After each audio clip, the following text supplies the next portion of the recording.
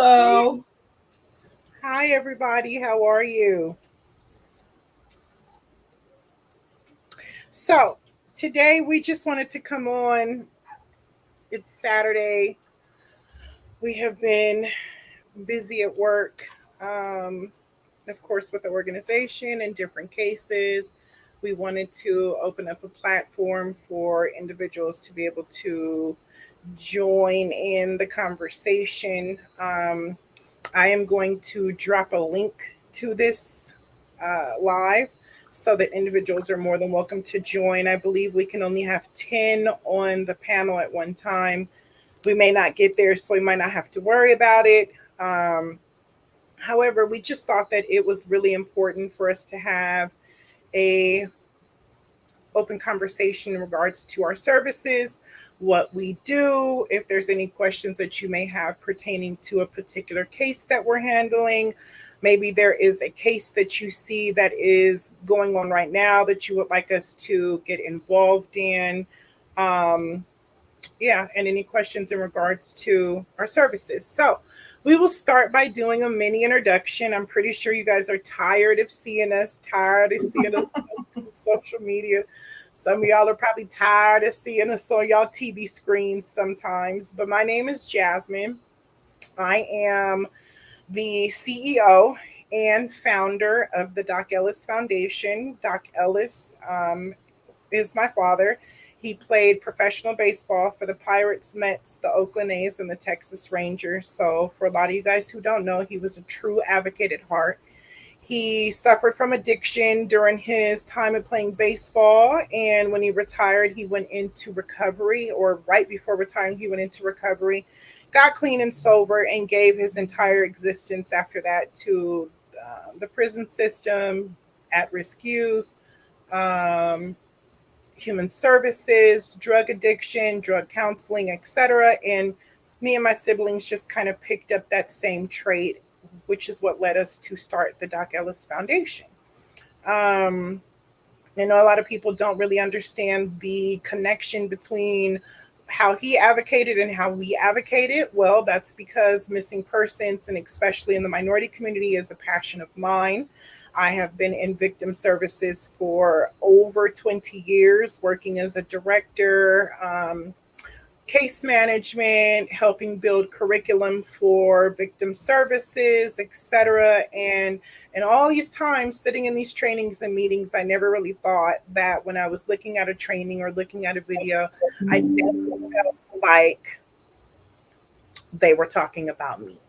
So we decided to create an organization to dedicate those services to individuals in the Black, Brown, Latino, BIPOC community and show love and help bring them home.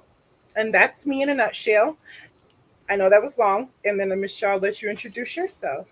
And my name is Michelle Luster. I am outreach coordinator for the foundation, the Doc Ellis Foundation. I joined the foundation after doing Fact Check TV. My sister, Nikki McCown, has been missing for 22 years, and that brought me to the foundation to try to get help for my missing sister. So that's how I become a part of the team. Woo-hoo. Um, so I have put the link down in the chat. You guys are more than welcome to click that link. If it doesn't work, please let us know. Um, Again, we would love to answer any questions, have open debate, not even a debate, just a healthy conversation in regards to what's going on in our communities. I know there is a couple of missing person cases that really stick out to me right now that are new. um, Both individuals had to do with either a cruise or boat ship. Um, I know everybody's attention is truly on those, and we really, really want to extend our assistance to those families and also let them know that we are standing with them 100% in the gap. I know that it can be complicated. Um, Life just goes on pause. You don't expect for your loved one to go on any type of outing to enjoy themselves, and have to come back and deal with what the family is dealing with right now. So we're totally there to support everybody for sure.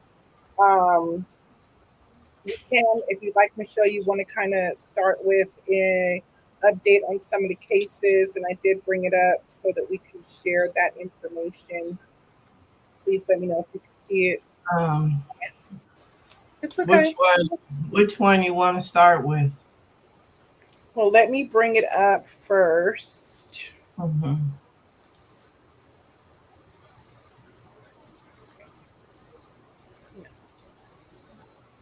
There we go.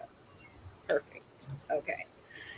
So we have a couple of cases that are, and for those of you guys who don't know, you can go to the Doc Ellis Foundation website and review all the information on any of the cases that we are working. I just want to be clear. Let me pause really quick because I do see people that are saying hello. So, hello, Andrea, and hello, Rebecca. Love Rebecca. Rebecca is always there and has never missed when we go live. So, thank you guys so much for being here.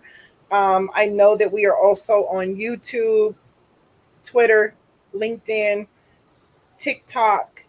Mm. I will not be able to see a lot of those comments, so please do not think that I'm ignoring you. If you would like for us to be able to see those comments where we're not jumping from one app to another, you're more than welcome to come join us over on the live at the Doc Ellis Foundation Facebook page. So just to kind of give everybody knowledge, one, on what we do. The Doc Ellis Foundation, like I said a little while ago, focuses on the minority community. That does not mean that we do not serve and help anybody.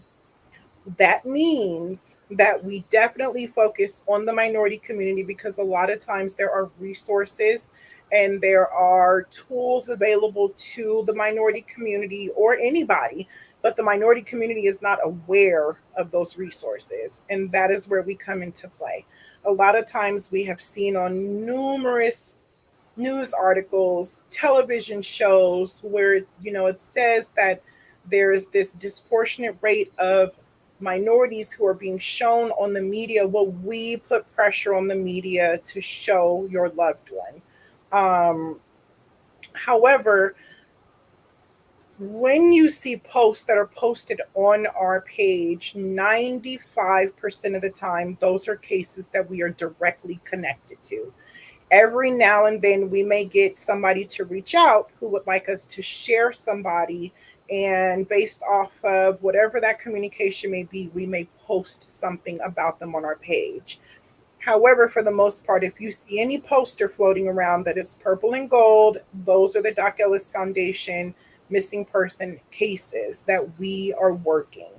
Um, I wanted to bring up a few because out of all of those cases that we have worked, I want to say that we have about 6 or 7 that are currently open. Those are the 6 and 7 or 6 and 7 that we would like to take a little bit of time to give everybody an update because I know it can be difficult.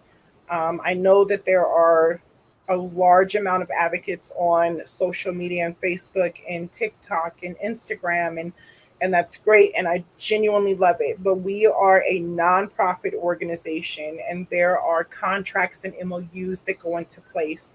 There are confidentiality forms that are signed. We want to make sure that families understand that we are not just going to run off with their information and try to become, um, you know, viral off of their loved one.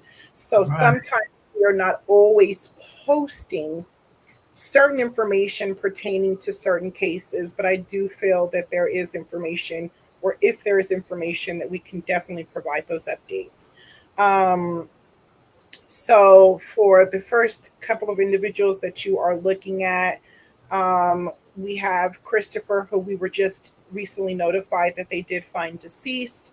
That was not really a case that we um, were able to fully inject ourselves in based off of the circumstances, which we completely understand. However, we did want to make sure that we support the family, share the information, and open up that tip line in case there was any information. um, Miss Nikki, Nikki is Michelle's sister, our board member, who is on the board on the little screen right now. Um, Her case is ongoing. Again, there are certain reasons why we would not reveal information in regards to Nikki's case or what is going on with Nikki's case. Nikki's case is still open and an active case. There are still detectives who are assigned on that case and private investigators who are working that case. So we allow them to do their work so that it does not become a sticky situation. And I guess, Michelle, you Right. can speak on that. Like, I know that a couple of weeks ago, you kind of wanted to connect with our families in a safe space and discuss how certain information getting out can cause conflict between family members. Right. And Yeah. I don't, go ahead. Nikki's case is open and active, and as Jasmine stated, we try to stay away from the investigation side. Even myself, being her sister, just want to get them to do their work. And there is a private investigator on the case now, and there hopefully will be having updates very soon on her case. But it is open and active case. And sometimes there's confusions between family members when you do have a missing person. One person to see things one way, the other person to see things the other way. The thing is to listen to each other and try just to work together as a family, because your focus should be on bringing your loved one home. And I have a hard time doing that. Jasmine can tell you. And sometimes it's very overwhelming, but the thing is to focus on bringing your loved one home, not so much of what so and so is doing and not doing, Mhm. just on bringing them home. Correct. And I'm glad you brought that up because, um, and I guess as we kind of talk, we'll touch on certain cases. We don't kind of want to run through them. And what I'm getting ready to say is not really about your family or Nikki per se, but Mhm. I've noticed. I just wanted to call out things that I noticed. Like, there are times where we may get inboxes or emails where people are very upset and very disgruntled and they want to know what is going on. Well, apparently you're not doing anything, or I would hate for you to be looking for my loved one. These are comments that we get because we are not pouring out all of the details of a case. Right. Um, Unfortunately, if that is what people are expecting, then yeah, this is probably not the right page for you because that's not the way we work. One, we want the person to bring their loved one home. We do not want to cause pain or additional pain to a family who is already dealing with enough. Also, I think it's very clear for everybody to understand that when somebody comes to us to request assistance, again, there's applications they fill out. There are MOUs that are filled out. There are confidentiality forms that are filled out. Um, we don't work for the family. We are working for the victim. That means that we don't know who you really are, or not even necessarily who you are, but if there is a connection between the individual missing. Our job is to look at this in a very broad lens and to be able to provide the resources that are needed to the police department, to the family if need be, to the victim if they are found, wraparound services, etc. Our job is not to cause more pain than the pain that somebody is already enduring.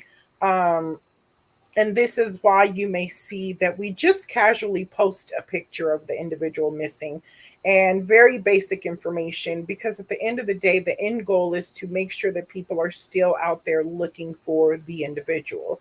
I don't really agree when I see groups or pages digging through people's lives and sharing their social media pages or their TikTok pages. I just don't agree with it, because at the end of the day, the question is, what is it that you are trying to get out of digging into the individual's family? Because none of us have handcuffs. None of us can make arrest.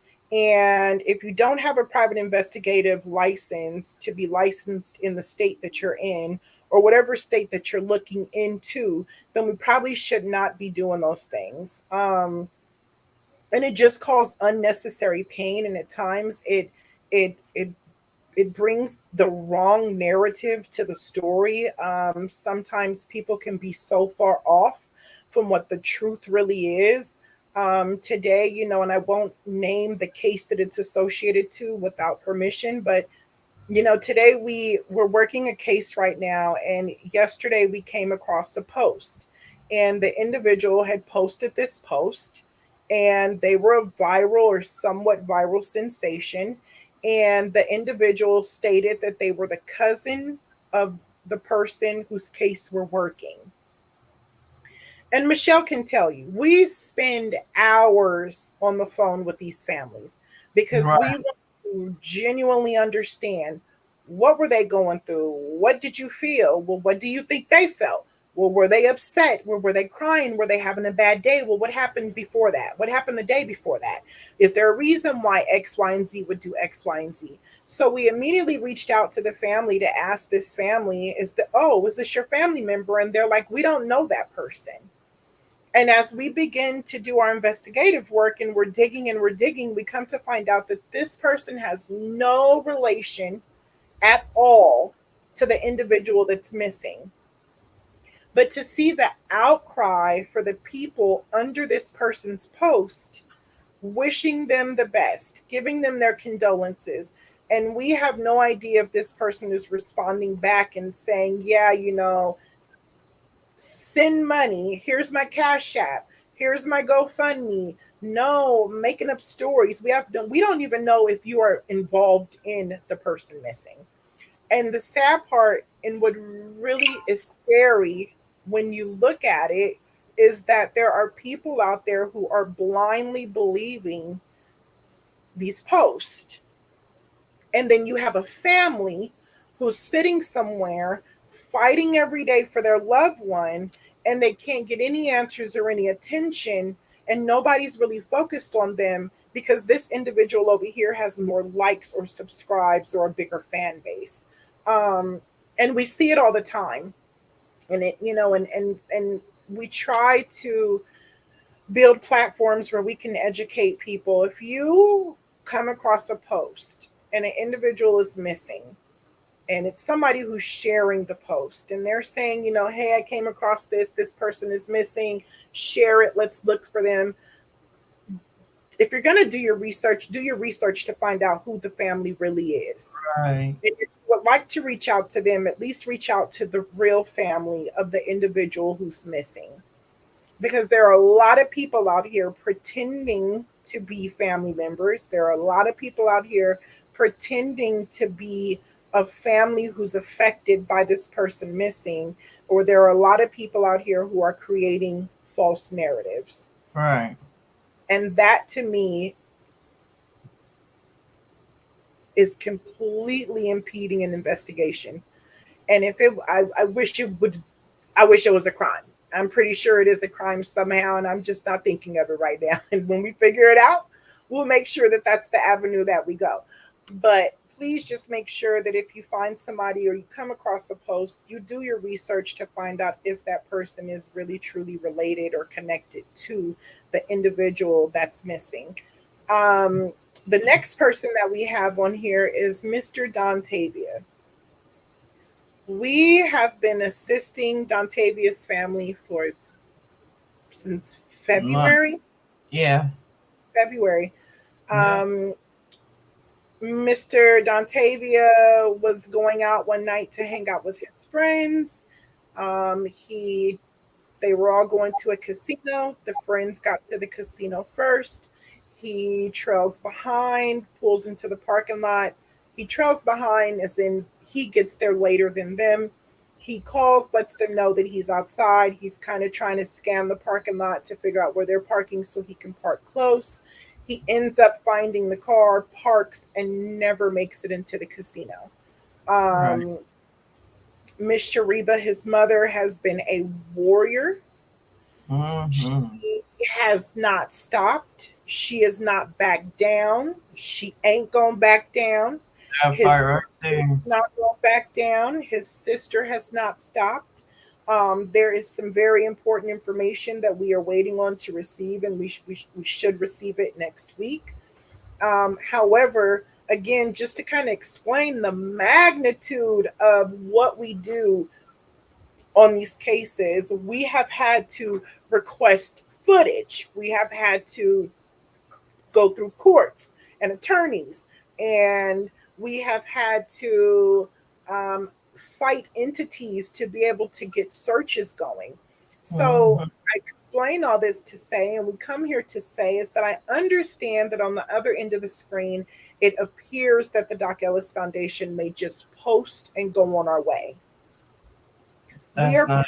personally connected to each and every family member, or every family, or every point of contact of the family in every case that we work. And you wanted to say something, Michelle? Yeah, we definitely are not just like a Facebook group. We are definitely connected to each and every case, their family. We take each and every one of them personal. Like, of course, one of them is my loved ones, but to us, they are our family. And we try to just be there every step of the way with these families. So we're not just sharing a flyer. That's not how this works. We are actually walking them through steps to where we're hoping can bring their loved one home. Correct. Um, Again, as much as we wish that we could have brought Dontavia home 2, 3 months ago, some cases take longer than others. Most importantly, a lot of times when you see a pause or no constant movement, it's because people have stopped talking. Right. That's the most important piece, is that people have to understand. It's I understand law enforcement has resources and tools, and the FBI get involved and they have resources and tools, and we have partners who have those access and tools, and we are all constantly talking to each other all the time. That is minus the FBI. I'm not going to say that we speak to the FBI all the time, because that is not the case. But whenever there is a case that we are dealing with, we are connecting with the detective on that case. And we do expect to hold that detective accountable. So when we call to ask questions regarding a case, we do expect an update. And when we don't see that, then we are aware that the assumption is that you are not doing what you should be doing. Again, we are not a Facebook group. We are a nonprofit organization. We have all taken the due diligence to take the necessary trainings to do the job that we're doing, to have the certifications to do the job that we're doing. Everybody across the board is certified as a domestic violence advocate, sexual assault advocate, partnerships with Homeland Security, where we have went through sex trafficking training, partnerships with National Missing and Exploited, where we have went through training. We make sure that we understand what we are putting ourselves in, and we understand the rights and the wrongs and how the protocol should be done. Um, so when it comes to cases and you not getting the information that you feel you should be getting, well, the big question is if there's no tips and people aren't calling in and people are saying they haven't seen anything, cases go cold. And that is what we try to prevent. Those are the Mm-hmm. reasons for the media stories and putting it in the news and hitting up every news station in that local area and extending out to Oxygen and Dateline and Yahoo News or Mm. podcast, Spotify, or YouTube channel. These are the reasons why, is because when we see that a story or a missing person case is not getting the traction of tips coming in, that's concerning. And the concern is either that the people believe that it's not important to report it.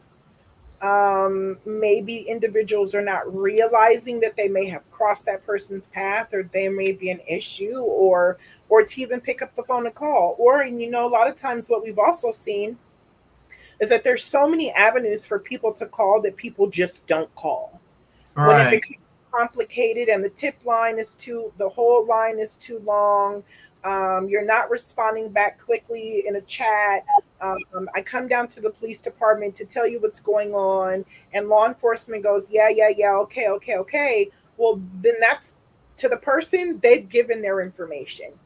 Also, another big thing that we see is people giving information and tips by way of social media, inbox messenger. People are messaging people's families with information, and it's going from one extreme to another extreme. And then these families, because they want to find their loved one, they are reporting each and every bit of information that is being given to them on social media to law enforcement. And then guess what happens with law enforcement? They stop answering the phone, because if it starts to pull them in every other direction than the direction that they believe the investigation is going, then they are going to stop acknowledging your information, because it's either flagrant, it's not real, or it's something that somebody on social media just made up. And we see it all the time, Yeah. all the time. Or the scams. People see that there is a loved one, or somebody has a loved one missing. Next thing you know, they're getting text messages, ransom messages. Pay me $500-$600. Now we have families running around trying to come up with $500 or $600. They're throwing up GoFundMe accounts so that they can help pay this quote unquote ransom. um, we had a call one time, did we not, Michelle? We had a call where a young lady called not our business line, she called one of our personal phones. Mm-hmm.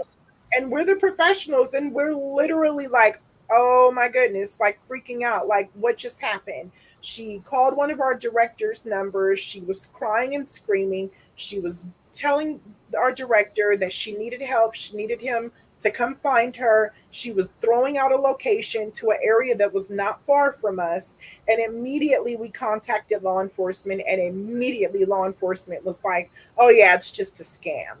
Right. Well, they didn't really realize that they had contacted the Doc Ellis Foundation. So we kept digging and kept digging and kept digging. And we did end up finding out that it was a scam. But just imagine the level of things that a family who is who has a missing loved one, especially if your story goes viral and people decide to pay attention to that case. Imagine the amount of people that are contacting them by way of Facebook, by way of their social medias, calling their private phones, texting their numbers for ransom.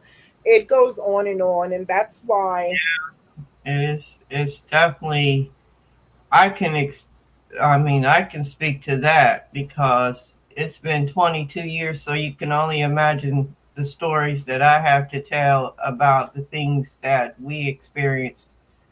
People, one time I remember someone saying, leaving some, bones in front of the police department, saying it was Nikki's remains. Just stuff like that. You get it all the time. So you got to really, really, really, whatever you get in these calls, you really got to say, okay, does this really make sense before you send that to the police, because you're throwing them all different directions and keeping absolutely, them off their focus. And I know absolutely. my family was doing that because we was getting multiple calls, or they was sending me messages, and it was just leading us nowhere, but it was getting them off of what they were working on. So Yeah. We have Sierra Chapman, who is still missing. Um, the FBI did offer additional money for a reward, so that's a great thing. In the beginning, we had all kind of search and rescue out, Texas Echo Search, local search and rescue teams. The media has been great for the most part. Even the chief has been great. Um, However, again, there's another case where things stop. People stop Right. talking. People are not reporting tips. People are not speaking up. And when that happens, then as an organization, we have got to become creative. Well, what else can we do, or how else can we get our name out? And I do want to take this time to say thank you very much to Gina and Toy, who are Sierra's relatives, because even through the midst of their pain, they still are, assisting us with outreach. We just recently did an event in Troutwood, right, Mm-hmm. Michelle? In Right. Troutwood, with Troutwood Police Department and a um, grandmaster of self defense or karate, and he did a lesson with the children. But even that, sitting in there and teaching these children the questions that they're asking, or the Absolutely. things that are the questions they're asking about the things that are happening to them. To hear a child say, well, what do you do when you get a text message from somebody you don't know and they're telling you to send a picture?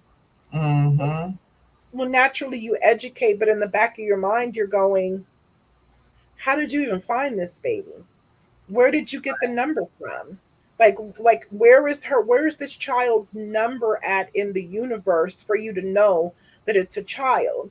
Another one of the questions was, what was it, Michelle, in regards to a game, I think. Yeah. Roadblocks. Someone wanting someone's child's location, address. Even situations like that. So, it is very scary to think about the things that our younger children have to deal with, let alone the adults. Um, and that's why we pride ourselves on outreach and educating the community and getting out there and making sure that people are understanding that we are here as a resources and resources that we are able to offer them. But for anybody in the Troutwood Dayton area, please speak up. Sierra, she was fine. She got in her car. She went to a location. She was seen leaving that location, and she has never been seen again. Her car was found, belongings found, but we have not been able to locate Sierra. And again, as a nonprofit organization that serves the community and looking for missing persons, with anybody, private investigator, detective, homicide detective, missing person detective, when leads stop. So we are calling on all of the communities of any of the individuals whose cases that we are working that you please speak up. We do have a tip line. If you do not want to call the phone, because a lot of times we will see people will call and disconnect. Um, Mm-hmm. and you have that right. If you call and you feel uncomfortable, we are everyday normal people just like you. We do not have badges. We do not make arrests. Yes, your information is provided to law enforcement as far as the tip. But if you choose to remain anonymous, your personal information, we don't even ask you your personal information. All we are here to do is collect the tip. So if you do not feel comfortable contacting a Crime Stoppers or the FBI or law enforcement, you are more than welcome to contact the Doc Ellis Foundation. If you don't want to talk, you can go to the Doc Ellis Foundation, go to the chat box, chat your information, close it out, and walk away, and we will handle the rest. If you don't want to chat, you can send us an email, write the email, and go on about your way, and we will pass it on to law enforcement. Um, we have Miss Jewel Sykes. Jewel Sykes is missing. Um, Her family, also another amazing family. Her sister, her Mhm. entire family have been boots on the ground nonstop. They have not stopped one time. They have conducted press conferences. They have done searches. They are in constant communication with law enforcement, constant communication with government officials. But again, nobody feels the need to speak up. Nobody who thought that anything that was going on involving Jewel was uh, concerning enough to speak up or to call in that tip. There are individuals in this instance where search warrants have not even been provided or people have not been called in for questioning. And again, there's only so much you can do as an organization where if you hit that brick wall and law enforcement is not wanting to bring in the individual to investigate or question them in regards to, or law enforcement may feel that there's no real evidence to bring them in to question them in regards to the case. A lot of times that is what we run into when we are dealing with some of our cases who seem to have paused. um, Miranda's another case. Her mother has been private eyeing detective since the beginning of the beginning of the beginning of the case. Mhm. She is the one who gave law enforcement dates, times, phone pings, Right. location, friends' phone numbers, friends from out of state phone numbers, images, pictures, mapping information, access to all phones, Miranda's phone, children's phone. And again, people stop talking. And it baffles me, sidetrack, because tonight's just Saturday and we're just talking. And that's why we hope that from whatever channels we have people looking and listening, please don't hesitate to join the link because we would love to. You could pick at us. Um, you could tell us if you think we're not doing what we're supposed to be doing. You can give advice. The floor is open.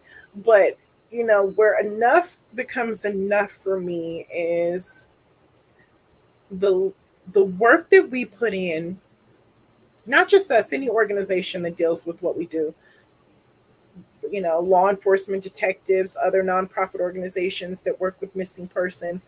What is really heartbreaking is when you see a celebrity say three words and they now are just trending and viral. But the moment a missing person goes missing, their families are begging for attention. Mhm. Nobody wants to share. Nobody, a reshare is free. It doesn't cost you a dime. It doesn't, it takes 1 second and you can go on about your way because maybe you don't know something, but somebody that they know may know something. It irks me to my core.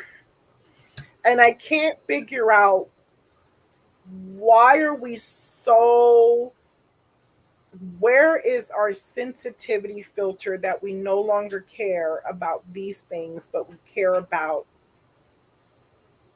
the hottest TikTok item that's dropping, the ball player who just got pulled over um, at a DUI, the newest rapper that just got out of jail, and or how about the blogging companies that choose to continue to blog the drama, but I've never seen you post a missing person unless they go viral. Right. Then have the bloggers who choose to care. Then all of a sudden here's a post of this person that's been missing because you're realizing that it's trending on the bar. So now you're going to jump in it so that you can get your likes and subscribes on. Is it really about bringing the person home, or is it about the dollar amount that you make by having that post go viral? That bothers me. It really, I cannot disclose where I work. And this entire team, we all work jobs. And the Doc Ellis Foundation is a passion of ours that we hope one day will pay salaries so that we can all go put in our 2 week notices and give 100% to the Doc Ellis Foundation. However, we have to get up and go to work because donations don't pay the hotline. No. Donations don't pay for the website to run. No. Donations don't pay for the content that's created or the trips when we have to travel or the events that we're doing when we're taking safety kits. It doesn't pay for the t-shirts or the trips that we take for the family when we send them out to Pittsburgh to a baseball game. And those are all the things that we pay for. And I don't regret any of it. No. Between me, you, and whoever chooses to listen today, that was an agreement that I made with a power greater than myself that I would invest every dime I had outside of my rent and my bill money. I would invest every dime into this organization to help bring people home. But when I sit back and I could see where people are making to do AI videos. People will sit and watch an AI video longer than they will a news story about a person missing. They will repost something about a celebrity that wouldn't even give you a time of day if you saw them in person instead of helping bring your neighbor home. These are the things that bother me to my core. And Rebecca said, I was so furious when I found out that Carly Russell wasn't. And then her comment got cut off. But I believe that I can fill in the rest, right? Like, that hurt us. Did it not, Michelle? We were Sure did. bothered. We Yes, were, it did. I'm going to tell you, for me, it was not per se, and I know this is going to spark controversy because that's why I keep it to myself, but it was not what she did per se that bothered me. It was how we as a community didn't stop and go, wait a minute, what? Wait. So the resources are the FBI, the CIA, the local police department, helicopters, sea dues, drones, billions of dollars in equipment. That is where I went, whoa, I hope everybody is going, okay, great. Now we know what the resources are. We need those for everybody. You know what I Right. mean? I'm not gonna get stuck on what she did and why she did it. Mental health is real. We're now living in a time where people do things that sometimes don't make sense. We have people out here who are just going into people's homes and murdering them for no reason. Right. We have people that are running into stores and just grabbing items out of stores because they don't believe they got to go to work anymore. So we obviously are in a time and a place where people do things that don't make no sense. But to get stuck on we even after they found out, and y'all see me about to get worked up, that's what the CEO does. That's what I do. But to see people, even after finding out what happened, they still gave it their energy instead of Right. taking that energy and putting it into somebody that you know is missing.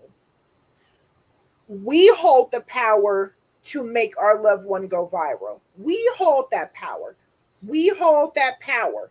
The press, the like, the reshare, the subscribe, we hold that. We do that.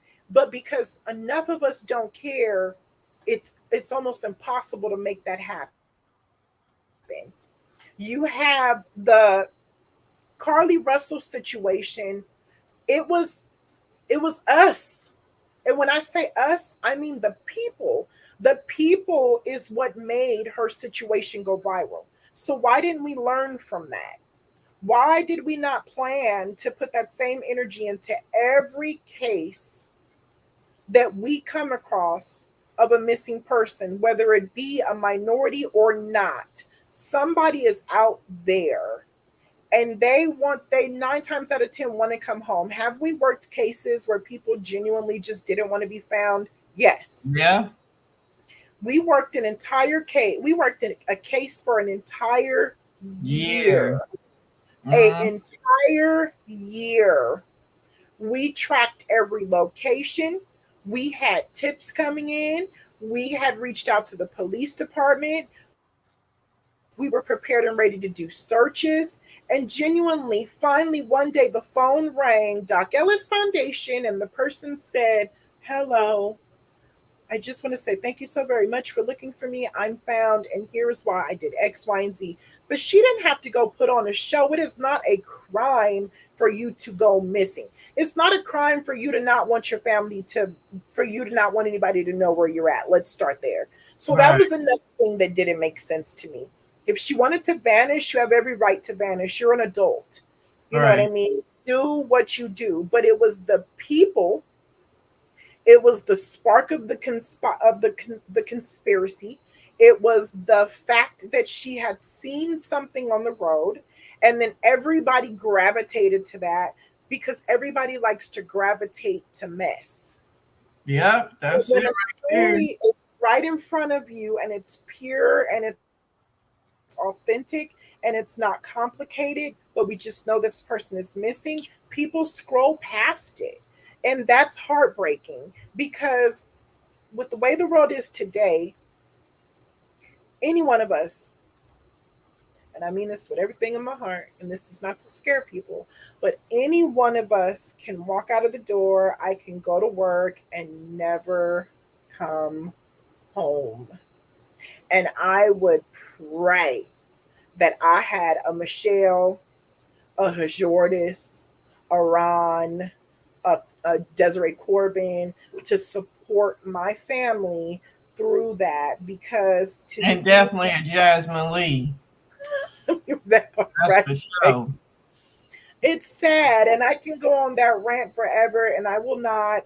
But yes, I was really, I get bothered, and I we really try as an organization. We do not want to be the organization that gets so high and mighty that it's hard for you to get us on the line.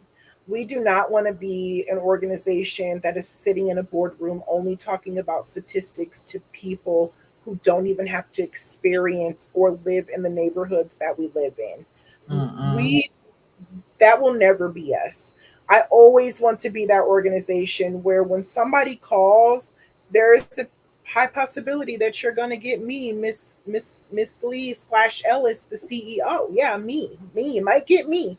Like, I always want to have a personal connection with my families, and you see, I call them my family because they are my family. Those are my sisters, my brothers, my uncle, my auntie, my grandma, my whatever they are to you, they are to me, my family. I always want to stay connected that way. Um, but I just don't think that enough people care about what's really going on because we hold the power. Um, if that makes any sense to anybody listening. And if it doesn't, please key in and shut me up. But I just think that we have to really figure out where's the disconnect, and where has that level of compassion, where did it go? um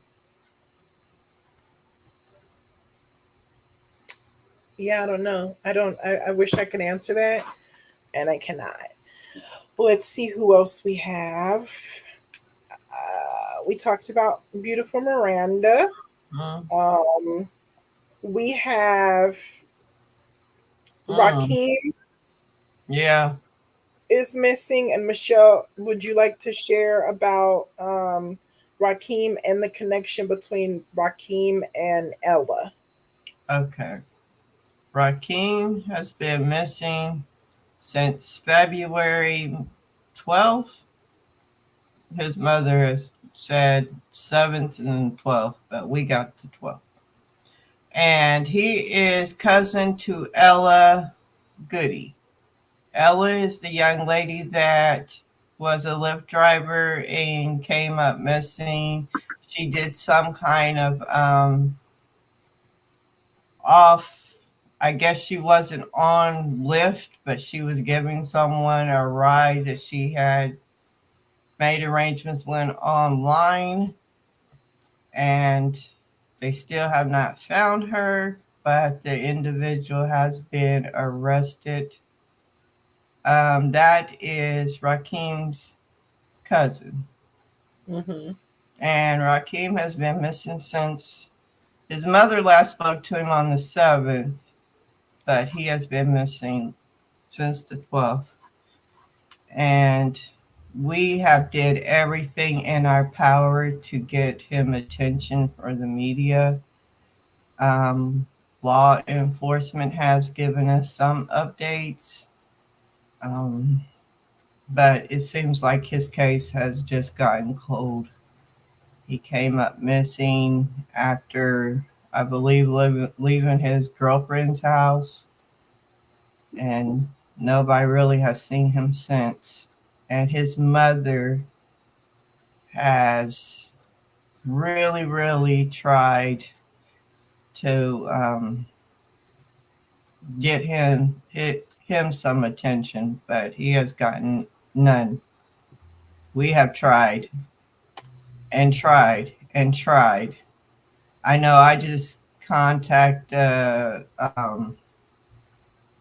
detective the other day, and they transferred me to another um, department. I left a message. I've left numerous messages in the last few weeks, and I haven't received a call back. But mom at first was calling a lot, and I don't know if that was overwhelming for the police department. As Jasmine was saying earlier, sometimes, we don't realize if the information isn't there, it's just not there. The community has to bring the information to law enforcement. And if they don't, then the cases go cold. The thing is that we have to do everything in our power to keep the story out there and people still talking, because people will forget. Because there's always, every 40 seconds, someone goes missing. So there's always going to be another missing person. So you have to keep the story alive, and it's up to the families to do that. You can go to organizations, the media, law enforcement, but we as family members, and I'm speaking as a family member of a missing person as well, we have to put in the work. It's not easy. And we have to really, really make sure that we're doing everything in our power to bring our loved one home. But then, you get organizations like the Doc Ellis Foundation who go step by step of things that you can do. I mean, I've learned so much from this lady sitting in this box on top of me than I have in the 22 years I've been looking for my sister. And there's organizations out there that will actually help you. And then there's organizations out there that, you just have to wonder. But I could tell you one thing, Doc Ellis Foundation ain't one of those organizations. So Yeah, and I just want to make sure that everybody, because I want people to understand the work that we will help you do with your family. But like Michelle said, that don't mean that you can just, or you should just sit back and just wait for us to do the work. And we've been very grateful to have some amazing families who are fighters, But Mm-hmm. I think I just want for the individuals who are following our pages or sharing our information, even the people who, and I'm going to keep bringing it up, but even the people who are in these Facebook groups and they create groups in honor of or in another person's family member's name, like just think about the impact of that, where there's Facebook groups. And again, and let's talk about it, because if we go out and we build Facebook groups where we're housing 4, 5, 6, 7,000 people in these Facebook groups, then why would they call 911 to report the tip? Because what's happening is we're now sitting in this group with all these people and we are dropping information in there, and then what happens is the person now no longer feels the need to pick up the phone and call 911. Right. So it's again, I don't listen. I know that law enforcement is not always does not always handle every case right, and you can get a bad detective, you can get Yeah. a bad police department, you can get a police department that is just the whole department is bad, but Mm-hmm. that's the entire police department around the world. You know what I mean? So what's starting to happen is everybody is relying on social media, Right. and, it's even when you see a crime and you see a woman being attacked by a man or man attacked by a woman nowadays, either one, kids being abused, watching it on social media, people Yeah, are you picking. just want people are just picking up their phones and recording it, and they just want the likes. Correct. It's well, either that or in their mind they're reporting it. They're not picking up the phone, and I won't say all of them, but a large amount are not picking up the phone and calling 911 to report that information. You could not possibly be picking up the phone to call 911 if you were holding the phone up to record live on Facebook or live on Instagram and TikTok what's going on at that very moment. And we've just got to remember that these are people's families, these are people's daughters, these are people's grandchildren. Most importantly, these are people's what was it? I have to say it right. I was getting ready to tongue twist myself. These people have children, a lot of them, their sons, their daughters, they're going on with their school year. They don't understand what's going on with their loved one. They don't understand why daddy hasn't come home. They don't understand why mommy is not there yet. The family is trying to understand how to communicate with them. Social media has all kind of stuff going on about them and what they did and who they didn't do it with and why they didn't go here and well that was dumb and that doesn't make sense. But the reality of it is that none of us know. You don't know until you know. And the only time you're going to know is when you are in that situation. That is the truth. And I hope that I do not ever have to be in a situation like that. But I just want people to please get away from the targeting and attacking family members who have missing loved ones. You don't know what's going on. And believe me, coming from individuals who are working with these type of families all day long, you don't even know a half of what happened during that situation. You are, especially with the media. Do you know how many times we have interviewed with the media for over an hour? Over an hour. And then when it shows on TV, it's all of 5 seconds long. They have literally took the most basic part of your interview, and that is what they are putting and showing the world. So believe me, what you think you know, you might not know unless you're somebody who needs to be picking up the phone and calling in a tip. Um, and I'm gonna leave that right there. But Rakeem's story bothers me because we have had multiple situations with African American men who have come up missing in the Dallas area. And not only have they come up missing, but shortly after, we have located their body. and we have had to bury them. And these mothers didn't get to have open casket. And these mothers came around corners and found their sons riddled with bullets and had to sit over the body and wait for law enforcement to come for 5, 6, 7 hours. These stories are being put in the Dallas newspaper and they're not attaching a name or a face to the person. That Right. bothers me. That genuinely bothers me. And Dallas Police Department has been the hardest police department for us to work Yeah. with. Absolutely, hands down. We have not, in all the cases that we've worked, we have never had a police department who did not care what end you were coming from, the fact that you're trying to partner, the fact that you want to bring in resources. And let's be clear, when we're calling them, we're calling to offer resources, search and rescue, not community rescue, search and rescue. Certified search teams are ready and on board to search. Would you like their services? Hey, listen, we would love for you to put his name in the media. All we would like for you to do is to send out an update. Matter of fact, we'll write the press release and send it to you. So I can understand his mom's pain and frustration.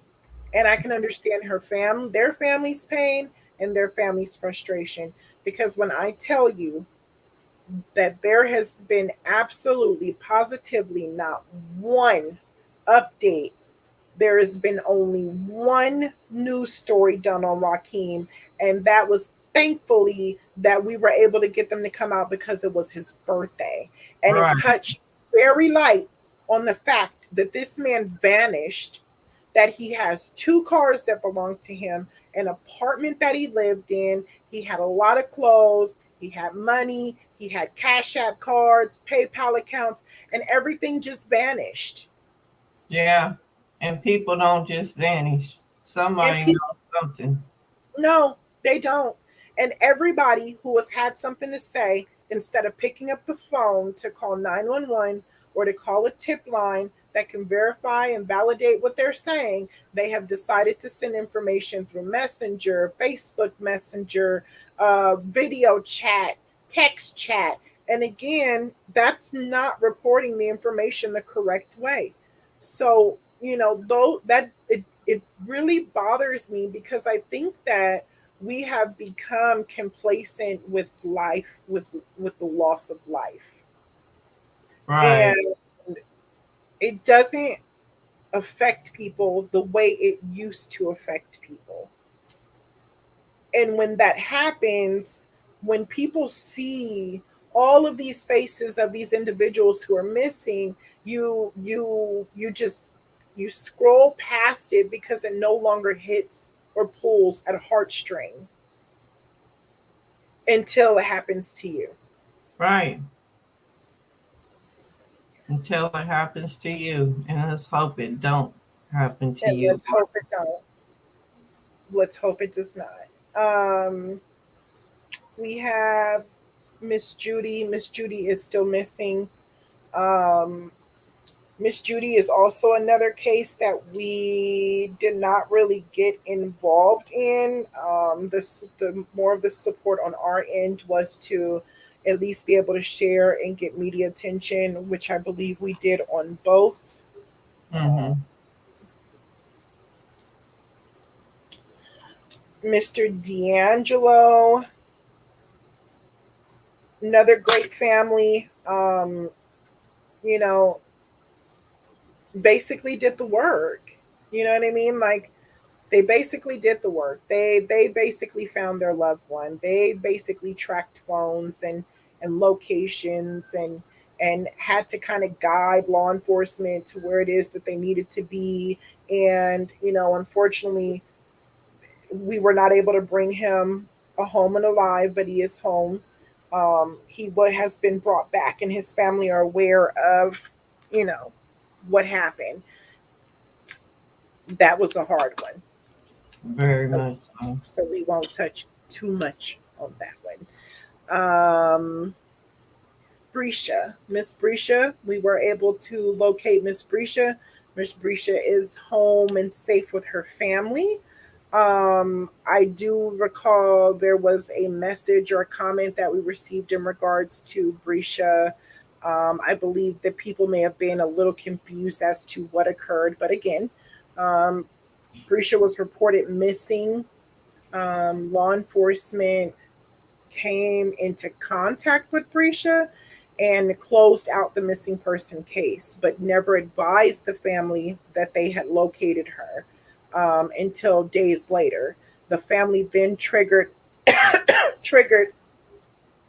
another missing persons report, and was able to go boots on the ground. We were able to locate her. So I think that may have been the confusion, but I did see a comment. So I hope if whoever it is that left that comment, we did answer that question for you. Would you like to give an update on the next one? Kajera. Mhm. Kajera has been a very interesting one to look into. Mhm. There has been a lot of back and forth with different Facebook groups and things about Kajera. She is still missing. Of course, she should have had her baby by now. Her family is very involved in locating her. They are doing work. Um, I know there's a lot of questions with the community, whether it be Facebook community or just the community in general, of what took place that night she went missing. But um, the family is putting on the work to bring her home. I know someone knows what happened to Kajera. She was 9 months pregnant. All Mhm. right, 8 or Close, 9 months pregnant. yeah, Yeah. definitely close to having a baby. But I wanted to piggyback off of her case with Kajara's case. Um, I This is my professional opinion, is that what may have happened with Kajara's case is that so many people, this is kind of a different story, right? Like a lot of people took to this missing person case. She's pregnant, she's beautiful. The circumstances behind her missing, everybody kind of took to this story. And she has a very um, she has a very kind of quiet family, and they don't indulge a lot. They don't do what we see a lot of families do, where they go and start Facebook groups and they're kind of in the groups and they're chatting and talking back and forth with people. They have been very quiet in regards to the steps and the moves that they make. Rightfully so. That's their child. They have that right to do so. However, it that's another case that kind of truly frustrates me, because on a standpoint as the organization working with this family, you do see the above and beyond that they're going through, and it's every day, Mm-hmm. every day. Hours a day we are texting, talking, we are communicating, we are in some type of thread with law enforcement or the police chief or detective. But the world is getting upset because that information is not being revealed to them. Right. And so that's where I get very sad for them, because I feel that they should have a plethora of people standing behind them to help bring their daughter home. And I think that it can it you what we've learned working or running an organization is you have to look at everything. I can't look at it out of my own personal lens, right? Like, a family cannot call me and say that, well, we didn't believe in this, or we don't believe in that, or we believe in this, or this is our belief, and because it's not my belief or I didn't like it, I think you're wrong. So we have to look at it as, we have to basically break it down. When we're dealing with a family, we have to break down the beliefs, we have to break down the way of living, we have to break down upbringing, we have to break down all of that in order to understand how to connect and work with the family or that individual, in any case that we work with.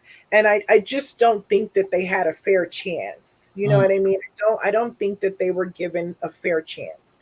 And it's unfortunate because it's caused a lot of division between right. some really great people, the Mm, parents and the people who are advocating to bring Kajar home. I think that if that smoke could be cleared and everybody could work together, we might be able to get more answers than what we're getting right now. yeah. Also, I think that it's important that everybody gets on the same side of the road and ask the police department the necessary questions. Why is there not constant communication in regards to what's going on with Kajar's case? Because in order for the Doc Ellis Foundation to continue the work that we're doing, we have to respect confidentiality of law enforcement and the family. That we pride ourselves on that. We pride ourselves on that. So we will never have an important conversation with a detective or law enforcement and then come to YouTube and go, "Oh, they said and they told us they did, they didn't do." Uh, So we expect for you to communicate that to the community.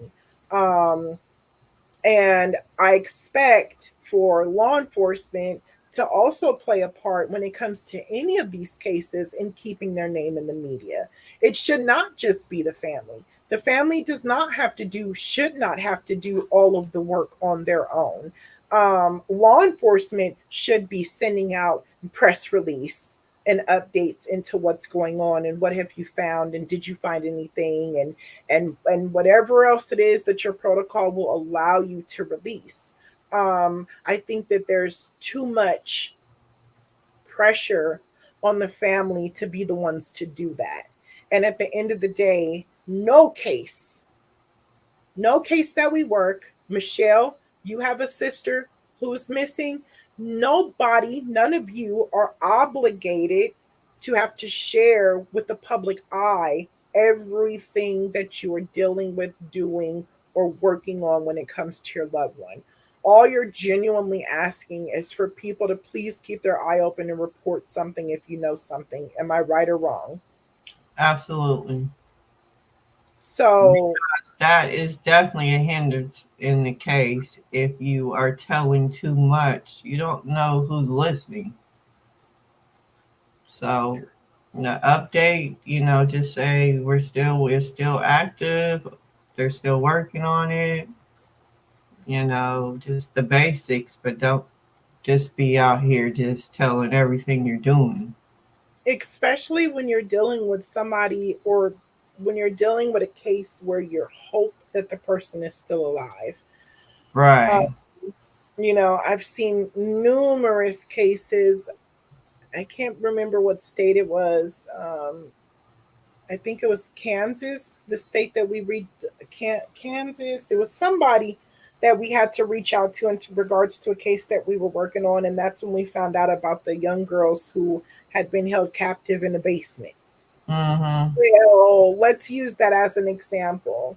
If your loved one was abducted and is somewhere in a basement being held, or locked in an apartment somewhere being held against their will, and every 5 minutes you are dropping information that law enforcement is giving you or a private investigator is giving you, well, you're telling your right hand what your left hand's doing. If I go online and I'm posting like, yeah, they're getting ready to search the Brentwood area. They said there's a house over there that she could be in. Well, I'm pretty Mm-hmm. sure that you've now given somebody a heads up to possibly, change locations or whatever the case may be. We see it all the time. And I just think that to be fair, to be fair, let's just, focus on bringing her and the baby home. um, let's focus on pushing for people in that area to call in if they saw anything. Let's keep pushing for law enforcement to continue to handle the case as an active, open, fresh case. And let's continue to promote that law enforcement helps bring the baby home too. Right. Those are the important things when it comes to this case. The family did recently, not by way of assistance from the Doc Ellis Foundation, but the family themselves put up a billboard. That billboard is located in the Beaumont area. It has the Doc Ellis Foundation tip line on it. The only part that I am willing to share in regards to any of this case is that once again, here we go. We have a lot of people with an idea of what could have happened, but not one tip, That part. not one. And when there's no tip, there's no direction. I also wanted to mention search and rescue, and I saw a lot of comments and mention of, a lot of individuals were coming to our page and asking, well, when are you going to do a search and rescue, or when are you going to do a search? Well, let us kind of explain to everybody how that works. The search teams that we partner with are search and rescue qualified, certified. 9 times out of 10, they are receiving some type of federal funding or grant to be able to um, do what they do. Some may not. Some might just be working off of their own financial support or donations from the community. I don't know. That is not even the part of the point of the conversation. However, there are rules and regulations that they follow. We have Mhm. not met one yet that does not have rules and regulations that they follow. And when we partner with search and rescue, we are basically gaining an understanding, and sometimes there's contracts that come into place that if we are working a case, they would be willing to assist with the search and rescue. 9 times out of 10, the search and rescue team is gun ho and ready to go. We still have to get permission from law enforcement. So once we agree as the nonprofit organization and the search and rescue team to do a search in a certain area, we then have to contact law enforcement and let law enforcement know, here's a resource we have. Are you willing to allow us to come out and do X, Y, and Z? If they say no, it doesn't get to happen. If they say yes, absolutely, then we all get together and we put on a coordinated search. That's the way that works. We do not host community searches. And the reason we do not do community searches is because, one, we do not ever want to put people in a situation where they can get injured. We do not ever want to put people in a situation where they could possibly come across somebody's body. That's trauma. We do not want to bring a bunch of people out and possibly hinder any evidence that's in a location. So I am all for, if that is what you guys as the community choose to do, I'm all for it. You know what I mean? Like, I listen, outside of the Doc Ellis Foundation, there have been times that I have gathered with friends and went and searched and looked for their loved one. But as a Mhm. nonprofit organization, Doc Ellis Foundation, we do not host, run them, or coordinate them. Any search that we do, a lot of times the community is not even aware that we're involved in the search. We've had multiple cases where a body has been found and the community was not even aware that we are the individuals who partnered or connected the resource with law enforcement. Um, and that's just how we're going to keep it, because it's all about integrity. It's about how you handle a case. It's about the respect that you give a family. It's about respecting law enforcement and the job that they have to do. And most importantly, it's about bringing the individual home. And if we have to withhold information or change a way that most people are used to something being done, then yeah, that's just the way we work. Did I miss anything on that end, Michelle? Mm-mm. The next case is Estelle. Estelle, unfortunately, we did locate Estelle's body. Estelle was murdered with 3 other people. They were going to a job interview in the high desert of California. Unfortunately, didn't make it. Family reached out to report them missing, and we were able to locate her and the other 2 individuals that she was with. Miss Jackie's home, so we don't have to talk about her. Right. We all know Jackie's home. I'm just trying to think. We have Vinshansky was one of our most recent cases. Another beautiful family. We were able to connect with them. He was reported missing. Unfortunately, shortly after reporting him missing, they did discover the body. I am very sad that he is no longer here with his family, but very grateful that law enforcement was able to make an arrest very fast, very, very fast. Absolutely. And not only did they make an arrest, but it appears that arrest was in an additional state. So outside of the state that it happened in, it appears that one of those individuals fled to another state, and law enforcement was able to detain that person, and they are currently waiting to be extradited. So I'm very glad to hear that, and I really truly hope that family gets all the justice that they deserve. Our beautiful baby, Sinai, was located. Another situation, beautiful family. We have just taken this whole family, and they are also our family. But she's home. She's good. Again, we did mention on the news that we were offering wraparound services. The Doc Ellis Foundation does have 2 different mentorship programs. If you have children that you would like to be involved in those mentorship programs, please don't hesitate to let us know. They are virtual, and it is it's a safe space for your child. With the work that I do, I see that children definitely need mentorship. Our kids are hurting, and a lot of time they are going through a lot, and they don't really have an outlet or a person to speak to. We love to connect them with other children who are a little bit older than them, so that they can create friendship, can create that safe space of their own, be able to talk about whatever troubles they have. It's a beautiful program for the most part. I mean, I would say that I'm the CEO, but no, it is a great program.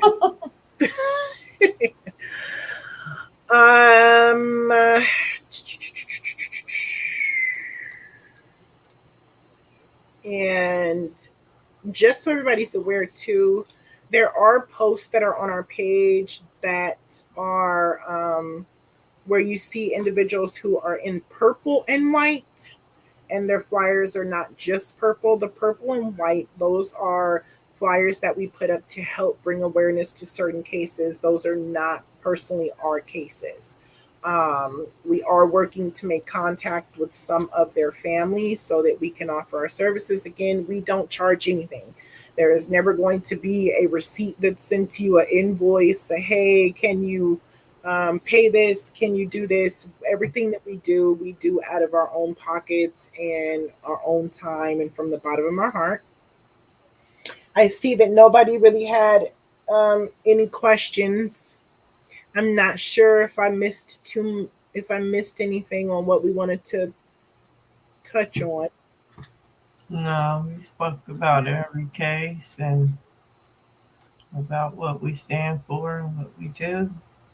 Absolutely. So Oh, we did want to mention our event. We do have a champagne and no, it's not. I made that up. It's a paint and sip party. I don't know where the champagne part came from.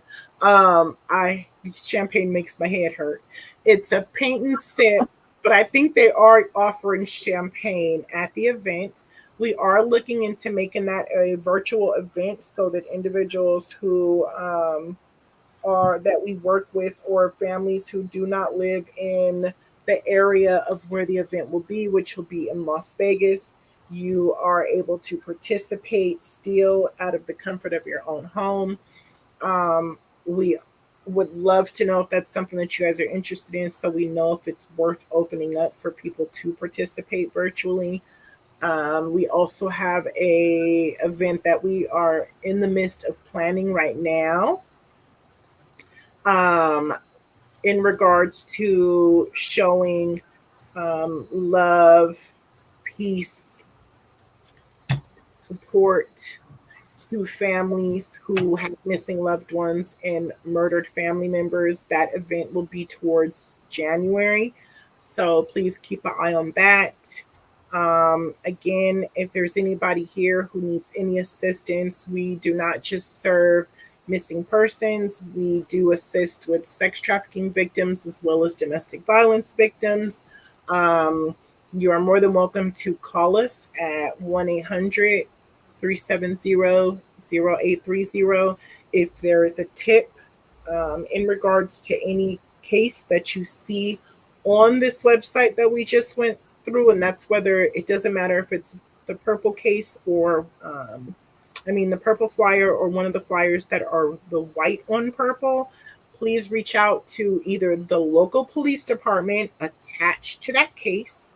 If you don't feel like you have the time to do that, please make sure that you contact us or your local authority. You can contact our tip line at 1-888-222-6050. We are available 24 hours a day. You can text that number or call that number. And all you have to do is give the information and go on about your way. It's that simple. Now, I will say, because this does matter. If there is a case that you see that is on our page and there is a reward on that case, please understand in order to be eligible for the reward, you would have to say who you are. So please keep that in mind. However, with that being said, as long as you report is what we really care about. Thank you to all the YouTubers, bloggers, reporters. Who else, Michelle? TikTokers. Talkers. For sharing our content. I do just have one request. In order for us to continue our mission and to continue to help families who have missing loved ones, it is very important that they understand who the Doc Ellis Foundation is, which is why we are here. We also understand that we are a fairly new organization, so there are individuals, there are a lot of individuals who may not be aware of who we are. That does not mean that we are not a resource that cannot assist them. So we just ask for anybody who's creating any type of content and you are utilizing anything off of the Doc Ellis Foundation page, we please ask that you please mention the Doc Ellis Foundation and how they can get a hold of us. All together, we can help make sure that we spread the word that we are here to offer our services. Right.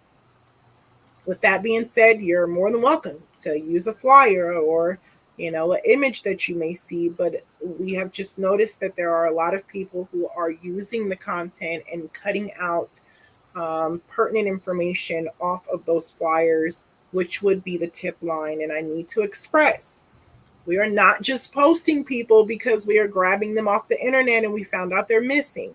We are working directly with their family. So by removing anything that is pertinent off of any one of our flyers, that is possibly hindering the information that could be coming to the organization and the family to help bring their loved one home. Absolutely. So I hope I explained that correctly. And with that being said, I think we have talked your ear long enough. We have been here an hour and 30 minutes. This light thing is making my eyes burn. I'm just joking. I'm done. That's for those of you guys who don't know what and you have not had the opportunity of working with us, if you ask any one of our families, they are going to for sure tell you that we are crazy. We try to keep things. Make it fun because it's such a serious matter, but yeah, we try to make it fun. It's just funny because like our families will call and we're like, it's like I like to do Miss Shariba, right? Like Miss Shariba will call and then one day I'll answer and like Doc Ellis Foundation and she's like, Miss Jasmine. And I'm like, yes, Miss Shariba, it's me. And she's like, well, this must be my lucky day.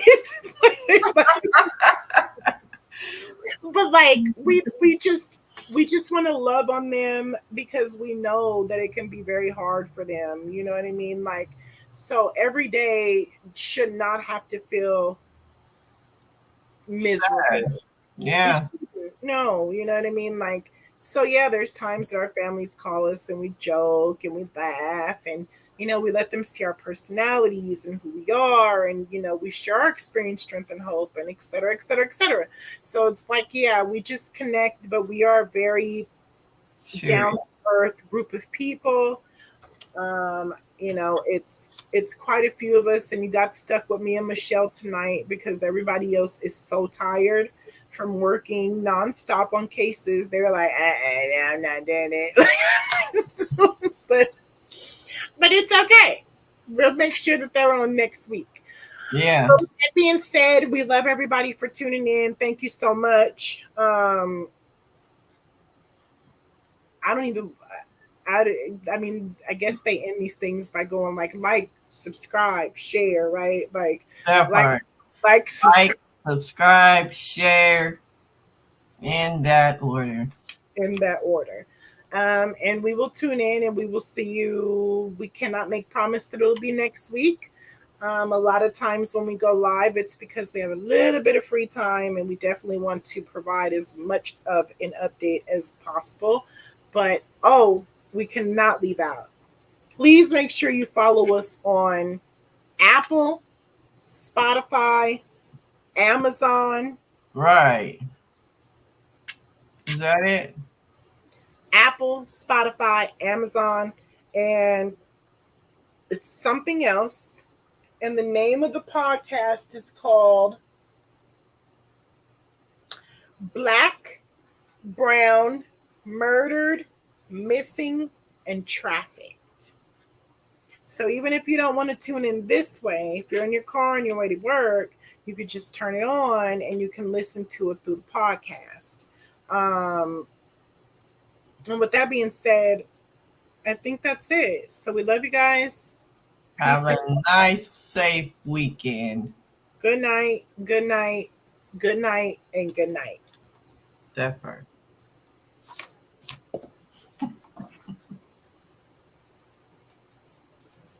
Well, almost good night. I'm done. Let me just do. I'm like, I'm done. Let me just play one more thing.